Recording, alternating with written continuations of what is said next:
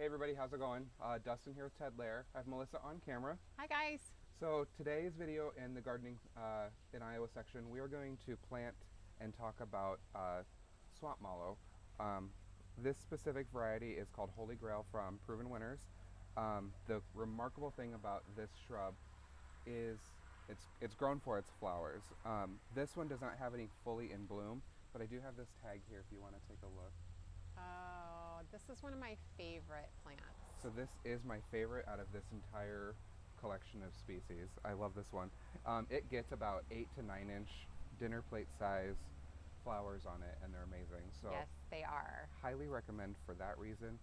Also, it has the nice burgundy foliage, which for me is essential in the landscape, so everything's not so green. So It's a gorgeous plant. I love this one. One of the nice things about, I want to highlight this because it's what sold it for me. So the blooms only last a day, and the Proven Winners series, they are self-cleaning, but that doesn't always mean that they fall straight to the ground. Sometimes the blossoms fall on the leaves, but they're the same color when they dry as the leaves, so you don't have to groom it as much. Oh, nice. That's a nice little point. It's very nice. And this is just like loaded. I mean, there you can see some flower buds on here. Oh yeah. Oh yeah. So it's just getting ready to come into flower, and we are in August right now, right? So yes. what's normal bloom time though for these guys? It's generally around late July through basically the end of summer, like almost up until your first frost, depending on how many buds you have. The nice thing about these is as they age, they get more and more flowers. So they get about 4 to 5 feet tall and wide. And once they're established, so they've been there a couple of years, they are loaded with buds from top to bottom. And who doesn't love that? That's how mine are in my landscape, and they've been in probably 4 years now, and they are just amazing. Such a staple in my garden. Oh yeah. Yeah. A couple tips for you guys to know about these. So these are a herbaceous perennial. So this actually isn't truly a shrub, even though it's going to look like it. It dies back underneath the ground every year. You cut it back in the spring and it comes up flush. Another thing that you will want to know is we get a lot of calls about this in the spring. Yes. This is one of the last perennials to come up. So I've had them come up as late as like second week of June before. Yes, me so too. They take a long time to wake up, but when they do, they grow fast. So moral of the story is don't give up on this guy. If you think it's dead, it's just probably not awake yet for the season. Exactly. They're very, very hardy. They're zones 4 through 9 on these guys, so very winter hardy. I transplanted one last year in the dead of summer, like probably around right now last year, and I thought I was going to lose it. Nope. It came right back this year. And for a better way to describe it, I thought it died last year because it just turned brown and crisped up, and I was like, whoops. But I was working on a garden that I had to move it, so. But it came up this year. It's flowering beautifully. It's nice and tall, and yeah. Awesome. So, we're planting 3 of them over here because with the size, like I want this to make a huge statement, especially with these massive flowers. It's just going to be a gorgeous sight. Obviously, we've been working on these beds. We've shown some of you guys in the videos. And this is just another thing that we're going to add to them because of their striking foliage, the striking flowers, the hardiness, and they're just an all-around beautiful plant. So Yes, they are. So I already have the hole dug because I like to be prepared. So tell us about this hole. Like, is it about the size of the nursery pot, or how did you determine like the size? So I dug it about the size of the nursery pot.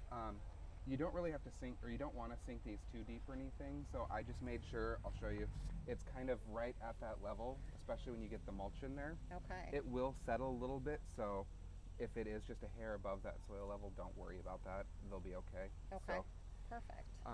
But I got my biotone here, so we're going to get that thrown in the hole. Tell us about biotone. Biotone is a great starter fertilizer. It has the essential nutrients and minerals for a plant that a plant needs to really set a good root system and give it that boost. Okay. One thing that it also includes is mycorrhiza, which is a fungus, which sounds really gross, but it's a fungus that helps the root system establish. It is a symbiotic relationship between the roots and the soil, so it attaches itself to the roots. It punctures holes in there and feeds the roots minerals and nutrients from the soil, and in turn for sugar. Awesome. So that's why it helps it get established super fast, because on a root, the only access to water is that very end piece, but when it punctures the root and attaches itself, it gives a lot more access for water points. Awesome. So, and these plants, they like a lot of water. Their regular common name, other than this series, is Swamp Mallow. So you cannot overwater these guys. The more water, No, the better. You really can't. In fact, if you don't give them enough water, the plant will abort its buds.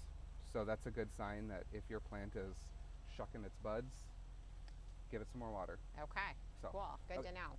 Let's get this in the hole. Okay. I put just a nice sprinkle, probably about a half a cup, I would say, in there. Okay. And since this is an organic product, you don't have to be very exact on the science. Okay. You're not going to hurt your plant by any means if you're not. But too much is just going to waste it. So. Okay. Okay, so I got it in there. I got some dirt I'm going to backfill. Any tips when you're backfilling it all? Just kind of break up that dirt as you put it back into the hole? Yep, so if you have like large clumps or anything, kind of break it up with your hands and get it in there. Okay. I like to pack it in tight just so that there's extra or less room, I would say, for air pockets. And this goes if you're planting any sort of shrub, tree, perennial, like you can kind of utilize the same philosophy with just having it level with the soil or a bit above and breaking up that soil and kind of packing it in. Yep, that's exactly true. So it's better for you to plant it just a hair above and then kind of let it settle in, because if you bury them too deep, it's actually bad for the plant. So a little bit above is better. Good to know. So, but I got it nice and backfilled with soil. So I'm going to replace the mulch, and then we'll get it watered in, and we are good to go. Okay. Thanks for sharing today, Dustin. Anytime. Look forward to showing you guys some more stuff. We're going to be doing a lot of updates around here, so okay. we'll keep you posted. Catch Thanks you for next watching. time. Thanks, guys.